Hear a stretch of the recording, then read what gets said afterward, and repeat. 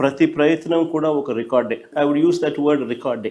ఎలా అని చెప్తా, ఏకంగా 15,000 గ్రామ సచివాలయాలు ఒక record. Never in the past. ప్రతి సచివాలయంలో దాదాపుగా 10 మంది ఉద్యోగులను నియమించడం, అది ఇంకో రికార్డే.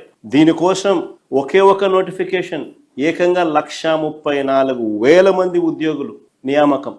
ఎవ్వరూ కూడా ఎప్పుడూ కూడా అధిగమించలేని, తుడిచివేయలేని ఒక సూపర్ రికార్డ్ ఇది. దాదాపుగా 40,000 మంది సర్వేయర్లు, రెవెన్యూ ఆఫీసర్, పిఆర్ఓలు అండ్ డిజిటల్ అసిస్టెంట్లు, దాదాపుగా 40,000 మంది ఈ కార్యక్రమంలో పాలు పంచుకున్నారు.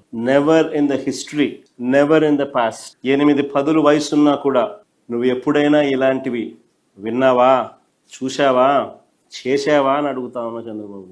తాను ఎప్పుడూ కూడా చేయకుండా మరి ఏ రకంగా చంద్రబాబు నాయుడు గారు ఈ రికార్డును తన ఖాతాలోకి వేసుకుంటూ క్రెడిట్ చోరీకి ఎలా పాల్పడతాడో అని అడుగుతాం. నిజంగా ఇవన్నీ కూడా ఏవి కూడా ఒక్కటి కూడా చంద్రబాబు నాయుడు హయాంలో జరగాల. మరి సిగ్గుండాలి కదా క్రెడిట్ చోరీ తీసుకునేదానికి.